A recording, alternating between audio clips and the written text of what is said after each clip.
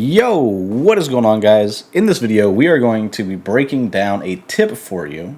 Now, I know I said I wasn't going to be doing many tips, and that is true. I am still going to be focusing a lot more on pure gameplay, but I wanted to break down a tip that is unique for you guys, and it's something that I've started to mess around with a little bit, but it's a concept, and that's really the thing that I want to focus on in terms of tips for the YouTube channel is pure concepts, not necessarily, here's an ebook worth of, money plays, essentially, right? We're going to break down some concepts, and that's what this is going to be, right? So if you're here for the gameplays, I will get back to the gameplays. I did miss dropping a YouTube video yesterday, so to make up for that, I will be dropping 2 today. I'm going to drop, obviously, this one. I'll drop one a little bit later on in the night. And then hopefully get back on the swing of things, dropping a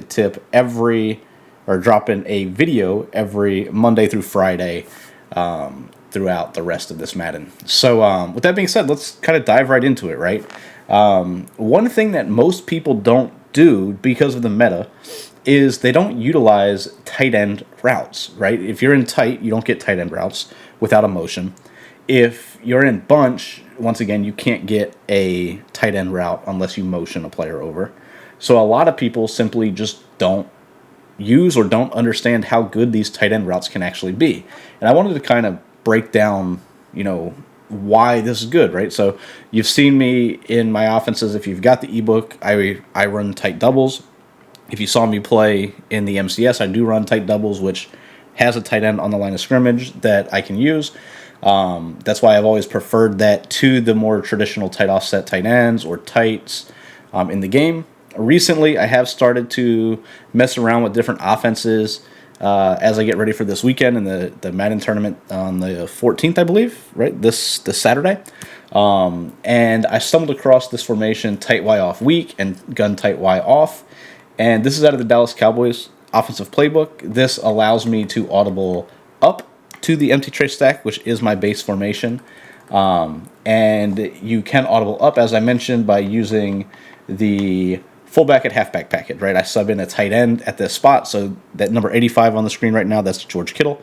And then it allows me to audible up to my empty tray stack.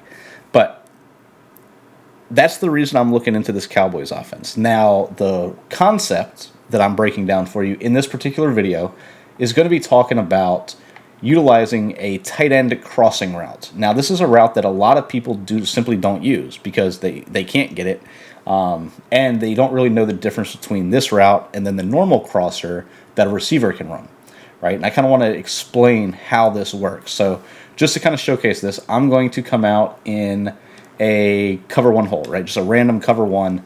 And what I'm going to do here is I'm just going to show you how this works. So most people that play Madden competitively know that you can't really bump a tight end. You can't press a tight end.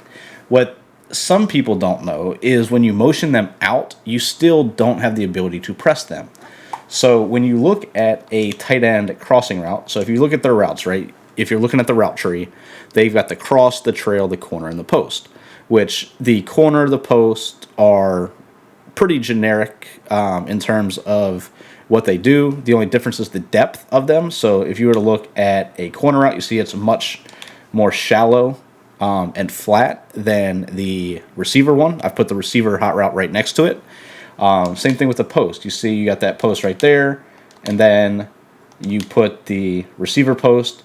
Now, the receiver post is almost identical. It does have one little hitch at the top of its route that is just slightly different. Both of them work the same way. They both work very good. Very good.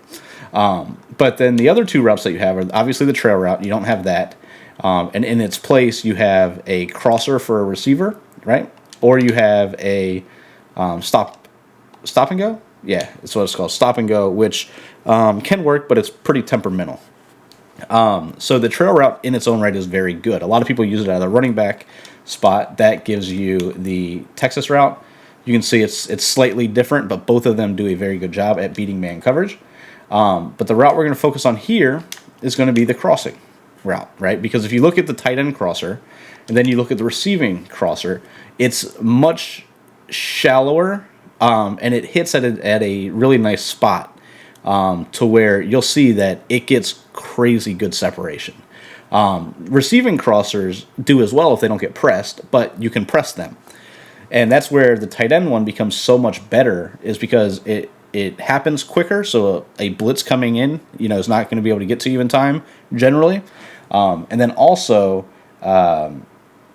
it's got the fact that you can't be pressed, right? So if I leave him at the tight end spot, he won't be pressed. If I motion him out, though, you'll see even if I try to press him, I can't quite get the guy down there, right? So simply by pressing, showing blitz, none of that stuff's going to press him. You'll see right here, we'll go ahead and just drag this guy, and I want you to pay attention to the separation that this crossing route gets. I'm just moving Peppers out of the way. And just watch the separation that Taysom Hill gets right here. Good throw by Brady. But you'll see that because of the fact that he does get good separation on this route, and it's going to happen every single time, and you can't press him, it makes this route just extremely good. So here we go. We're going to press again. You'll see everybody else is pressed. He's running the crosser. You can see, once again, you're able to beat that defender. All right, so now the other thing here that we're going to take a look at is going to be how this works against cover zero, right? So your spinners and overstorm braves and stuff like that. That's where this really shines, is the fact that against cover zero, for whatever reason, the separation is just insane. As you see right here, the separation that this tight end crosser gets against a cover zero is just absolutely phenomenal.